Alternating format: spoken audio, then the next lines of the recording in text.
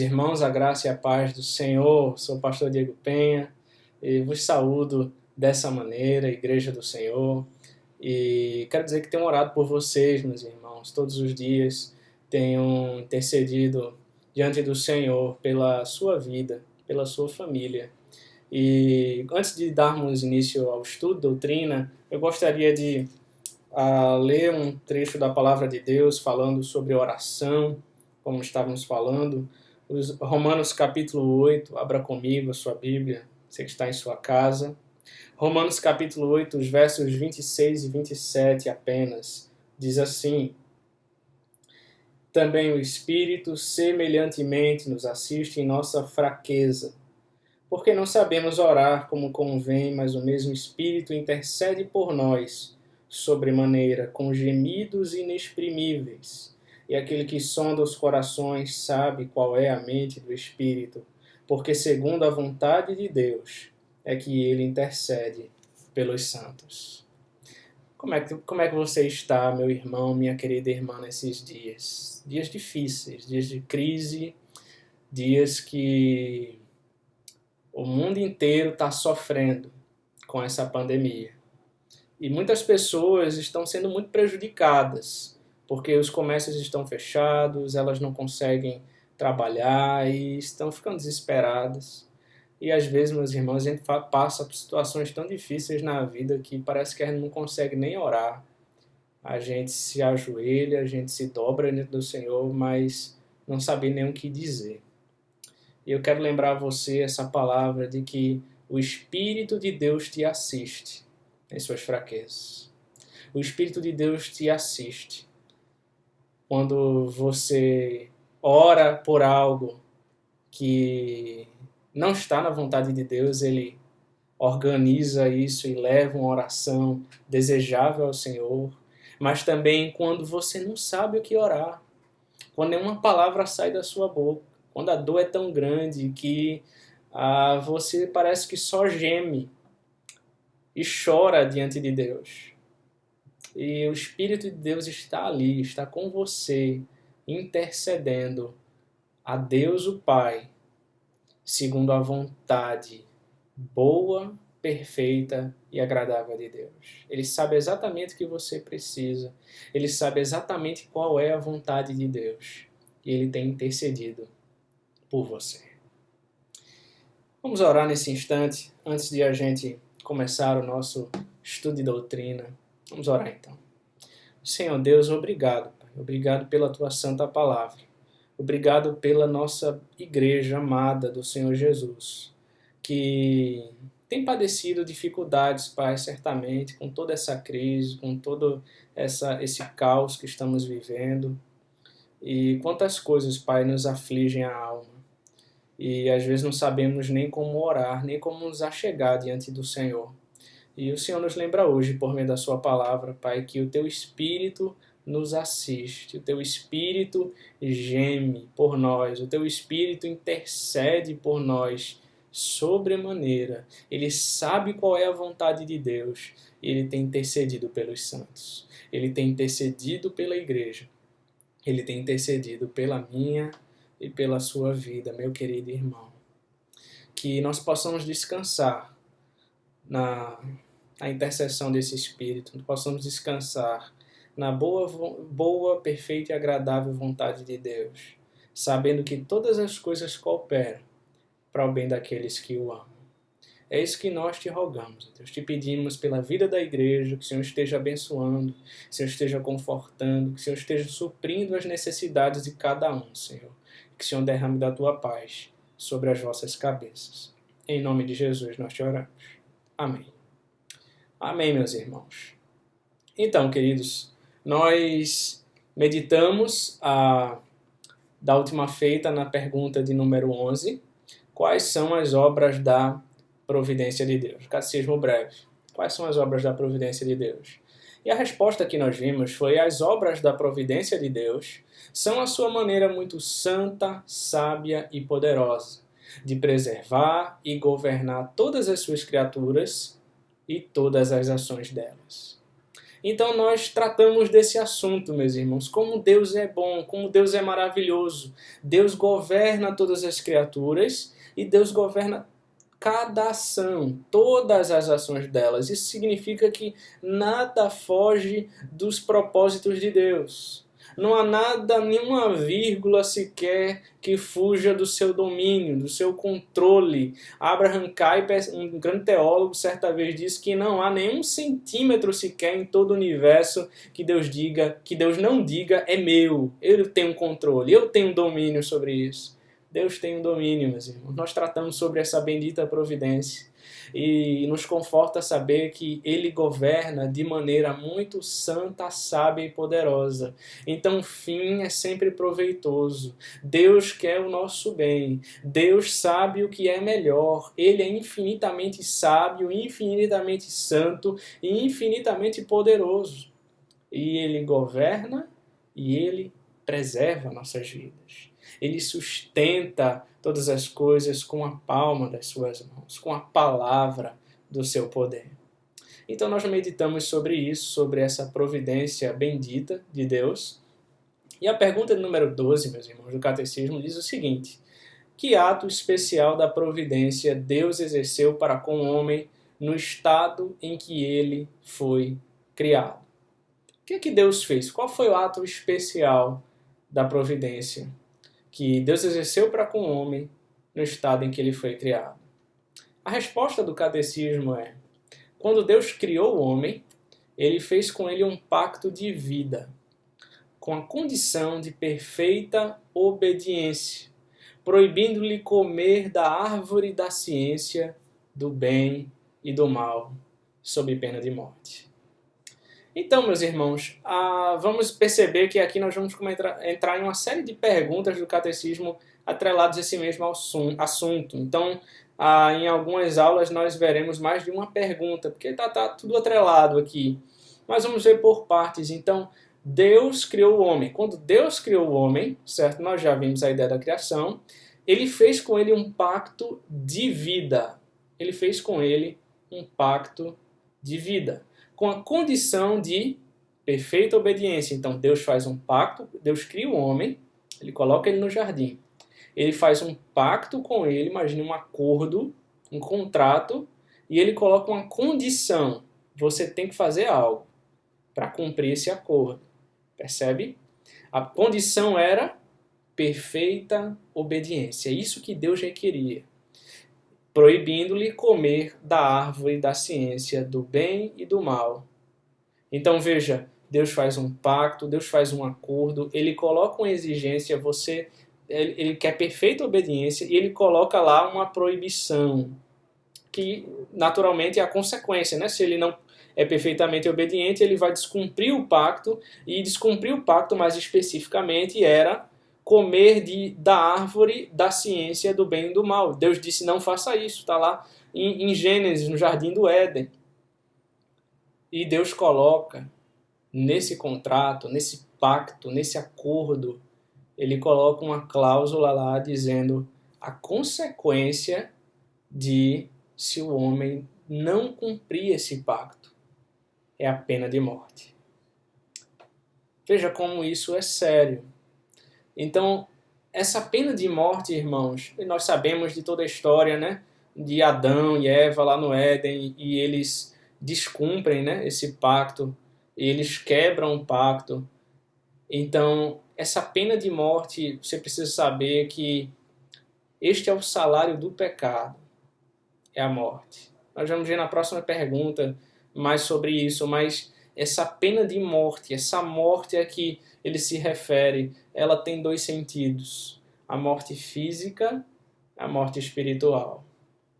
Veja, o homem, ele vai pecar, ele come do fruto, mas ele não morre imediatamente, ele continua vivo. Você se pergunta, mas o pacto não dizia que a pena era de morte? Deus não disse isso, é verdade. Mas naquele momento ele morre espiritualmente, ele é separado de Deus, ele agora ele é expulso do jardim para viver uma vida sem aquelas bênçãos, toda aquela bênção de Deus sobre ele. Ele tinha comida ali, a livre à vontade. O homem não precisava se esforçar muito. Ele já trabalhava porque ele cuidava e lavrava o jardim, mas o trabalho não produzia fadiga, o trabalho não fazia suar, fadigar, cansar. O trabalho era algo excelente. Tinha tudo ali à sua disposição no jardim. Então, quando o homem ele peca e ele peca contra Deus e ele come desse fruto, ele agora é expulso e agora Deus diz: o trabalho você vai suar, você vai ser sofrimento, vai ser duro. São as consequências. E aí o homem ele é separado de Deus, mas também a morte física foi imputada sobre ele. Ele viverá, não viverá mais eternamente, de certo modo, ele não será imortal nessa vida. Ele vai chegar a um dia que ele vai ter já alguns anos de vida e ele vai morrer. E até hoje isso perdura, não é verdade? Não vivemos, não somos imortais. A gente chega por volta aí dos 70, 80 anos e as pessoas já estão morrendo, já estão perdendo suas vidas, sejam por uma doença, seja um acidente, seja qualquer outra coisa. E tudo isso, irmãos, isso é fruto do pecado. Quando Deus criou o homem, Ele criou para que ele fosse imortal. Era para sermos imortais se o homem não tivesse pecado, de certa maneira. Mas porque ele pecou e transgrediu a lei de Deus, Deus coloca agora essa penalidade: você vai morrer. Você vai morrer fisicamente e você morreu espiritualmente. Foi separado da minha presença. Todos os dias Deus aparecia no jardim, na viração do dia, e falava com o homem. E Adão ouvia a voz de Deus e tinha aquela presença maravilhosa. E quando ele peca, ele agora não tem mais isso. Ele é expulso. Essas são as penalidades. Então, o ato especial de providência que Deus exerceu para com o homem, no estado em que ele foi criado, foi exatamente esse pacto de vida. Era uma coisa boa, mas que o homem quebrou esse pacto e ao invés de ele receber a bênção do pacto, ele herdar a vida, ele recebeu a morte. Então, Gênesis capítulo 3, o verso 12, se você abrir comigo, falar sobre isso. Gênesis 3,12 diz assim, olha: então disse o homem: a mulher que me deste por esposa, ela me deu da árvore, e eu comi. Gênesis capítulo 3, meus irmãos, vai narrar a queda do homem, toda a queda. Então, esse texto, o verso 12, depois você lê todo o capítulo 3, mas o verso 12 em especial, ele vai tratar exatamente disso, da consequência, né? Quando Deus pergunta no verso 11, perguntou-lhe Deus: quem te fez saber que estavas nu? Comeste da árvore que te ordenei que não comestes? Então o homem, aí ele joga a culpa na mulher. Foi a mulher que o Senhor me deu. A mulher que antes ele fica tão feliz e agradece a Deus, agora ele diz: essa mulher que tu me deste, foi ela que me fez pecar contra ti. Então, meus irmãos, isso aqui já é um fruto do pecado. E por isso a próxima pergunta do catecismo, antes vamos ler o Gênesis capítulo 2, verso 17, ele diz: mas da árvore do conhecimento do bem e do mal não comerás, porque no dia em que dela comeres, certamente morrerás. Essa era a instituição do pacto, né? Deus fazendo o pacto com o homem, quando ele diz, e ele coloca lá a sua cláusula: você pode comer de qualquer fruto no jardim, mas você não pode comer da árvore do conhecimento do bem e do mal. Gênesis 2,17 fala sobre isso. Se você comer, você morrerá, como vimos na resposta do catecismo. Então, o que acontece, voltando a Gênesis 3,12, Deus pergunta ao homem, no verso 11, e aí ele já joga a culpa na mulher. Isso já é fruto do pecado, essa corrupção no coração do homem, não admitir os seus erros, não reconhecer e ficar tentando se justificar e jogando a culpa em outros. Isso é fruto do pecado, irmãos, e nós fazemos isso muitas vezes. Isso só revela o nosso coração pecaminoso. E Deus se desagrada muito disso, quando não somos capazes de admitir os nossos erros, de reconhecer os nossos erros e de buscar perdão diante do Senhor. É certo que nós temos a nova vida em Cristo e ainda que tenhamos essa nova vida, somos crentes no Senhor Jesus, ainda vamos falhar, ainda vamos errar, ainda vamos tropeçar algumas vezes. Não porque nós queremos, mas às vezes acontece como um acidente, porque ainda temos nessa vida vivemos sob a corrupção do pecado, a natureza pecaminosa. Mas o que Deus espera de nós, meus irmãos, é que quando nós falhemos, não façamos o que Adão fez. Ficar tentando se justificar e colocar culpa e justificar o erro em outras pessoas ou coisas. Nós devemos nos achegar a Ele e pedir perdão e reconhecer os nossos erros. Vamos ver a próxima pergunta, porque vai tratar exatamente as próximas, na verdade.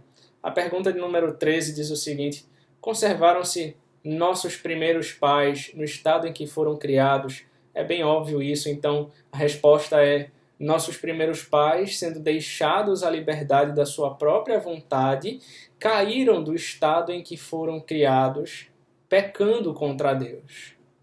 Então eu vou entrar nessa próxima pergunta já, porque está atrelada ao mesmo assunto. Vejam, então, vamos analisar por partes. Nossos primeiros pais, está falando de Adão e Eva, eles sendo deixados à liberdade da sua própria vontade. O que é isso? Ele está falando aqui de livre-arbítrio. Veja que isso havia, meus irmãos, as pessoas empregam muito erradamente esse termo hoje, porque livre-arbítrio não temos mais hoje. Eu e você não temos livre-arbítrio. As pessoas pensam que temos, mas não. Isso era apenas lá no Éden, Adão e Eva. Livre-arbítrio significa que o homem tem a capacidade de fazer o bem ou fazer o mal, de escolher o bem ou o mal. É mais ou menos por aí. E Adão, por exemplo, ele poderia, quando Deus fez o pacto com ele de vida, lá no jardim, ele poderia escolher pecar ou não pecar. Em outras palavras, o livre-arbítrio é isso. Você é capaz de pecar ou não pecar, ou permanecer sem pecar. E nós vimos que até mesmo Adão, nessa sua livre escolha, sua liberdade da sua própria vontade, ele pecou. Ele transgrediu contra Deus. Ele fez o que ele não cumpriu com aquilo que deveria fazer, que era não comer daquele fruto. Então vejam, irmãos, por que não temos mais hoje livre arbítrio? É porque hoje, depois que Adão pecou, exatamente isso tem a ver com a resposta do catecismo. Nossos pais se conservaram nossos primeiros pais no estado em que foram criados? Não. Eles caíram do estado em que foram criados. E quando Adão e Eva caíram do estado em que foram criados e se tornaram inimigos de Deus e foram expulsos do jardim, eles agora são pecadores e toda a sua descendência herda essa natureza pecaminosa. Então eu e você hoje, nós já nascemos em pecados, nós já nascemos com a natureza pecaminosa. Já nascemos assim. De modo que não temos mais esse livre-arbítrio de escolher pecar ou não pecar. A nossa natureza sempre vai nos levar a pecar. Você entende? A gente sempre vai cometer erros. A gente sempre vai transgredir contra o Senhor. Por mais que nos esforcemos, a gente vai se esforçar ao máximo para não fazer isso, para sermos fiéis a Deus, para vivermos uma vida santa, mas perceba que, meu querido irmão, talvez você diga, não, mas eu não faço nada de errado, eu vivo de maneira honesta, justa, e eu louvo a Deus pela sua vida por isso, mas os seus pensamentos, quantas vezes você já se pegou com pensamentos que desagradaram a Deus? Quantas vezes, por exemplo, você se pegou em uma reação, uma ira, um sentimento ruim no seu coração, uma inveja, uma amargura, algum tipo de raiva de alguém? Quantas vezes o seu coração já produziu algo que não era bom e você não tem como controlar isso. O pensamento vem, um sentimento de repente vem no seu coração e abraça ele e você é tomado por aquilo. Depois você pede perdão a Deus e você volta a ser assim, né? E volta à sensatez, mas acontece que não temos condições de viver perfeitamente mais nessa vida, de viver sem pecar. O pecado sempre vai estar à nossa porta. Cumpre a ti dominá-lo, o Senhor disse a Abel, né? a Caim. Cumpre a ti dominá-lo. Mas é um esforço, é uma luta constante todos os dias. E que nós devemos nos esforçar por isso. Mas nós precisamos reconhecer de que, assim como os nossos pais, eles não se conservaram no estado em que foram criados, eles caíram em pecado, nós também herdamos isso com eles. Se você vê Romanos 5, veja comigo Romanos capítulo 5, por exemplo. Romanos capítulo 5, verso 12, diz assim: portanto, assim como por um só homem entrou o pecado no mundo, e pelo pecado a morte, assim também a morte passou a todos os homens, porque todos pecaram. É exatamente o que eu estava explicando. Assim como o pecado entrou lá em Adão, por um homem, então todos morreram junto com ele, todos pecaram. Porque Adão era o nosso representante. Ele representava a humanidade. Então, o que foi imputado a ele, a culpa que foi jogada sobre ele, é jogada sobre todos nós. Mais um texto, veja comigo, Gênesis 3:6. Gênesis capítulo 3, verso 6. Diz assim: vendo a mulher que a árvore era boa para se comer, agradável aos olhos, e árvore desejável para dar entendimento, tomou-lhe do fruto e comeu e deu também ao marido e ele comeu. Aqui está descrevendo, né, narrando o pecado, quando Eva é tentada pela serpente a comer daquele fruto e então ela oferece, ela come, o fruto é desejável. Veja, o diabo faz exatamente isso, ele nos tenta, ele nos seduz. Então ele nos leva a pecar contra Deus. Então ela peca, e ela também leva o seu marido, ela leva Adão, seu homem, a pecar contra o Senhor. Queridos irmãos, nós vamos parar por aqui nesse estudo, mas que nós possamos tomar esse aprendizado para as nossas vidas, de modo a reconhecer que nós somos pecadores e falhos. Essa é uma lição muito importante, não porque quando a gente é altivo, quando a gente é soberbo, a palavra de Deus diz em Provérbios que a altivez do espírito nos leva à queda. A soberba, a altivez do espírito, está aí o princípio para a queda. Quando nós somos fracos, aí é que nós somos fortes. Quando nós somos fracos, nós reconhecemos que somos pecadores limitados e que precisamos da graça de Deus. E por isso nós somos fortes. Porque a nossa força está aqui na palavra de Deus. A nossa força está em Cristo. E nós nos refugiamos nele quando reconhecemos que somos fracos. Então que nós possamos orar por isso. Feche os seus olhos e vamos orar. Deus bendito, amado, obrigado, Senhor, pela tua santíssima palavra. Obrigado por nos lembrar hoje que nós somos pecadores, Deus, assim como lá em Adão e Eva, assim como nossos pais pecaram e caíram desse estado, e agora não tem mais outra alternativa. Todos nós somos pecadores, todos nós somos falhos, vamos cometer erros, e por isso precisamos buscar ao Senhor e pedir perdão constantemente, e buscar acertar o alvo, e buscar fazer aquilo que agrada a Deus. E nós te pedimos, ó Deus, perdão pelos nossos pecados nesse momento. Te pedimos que limpe os nossos corações e nos ajude a viver uma vida agradável a Ti. Abençoa a Tua igreja, Pai. Aplica essas verdades à vida da Tua igreja. Em nome de Jesus Cristo. Amém, meus irmãos. Que Deus os abençoe.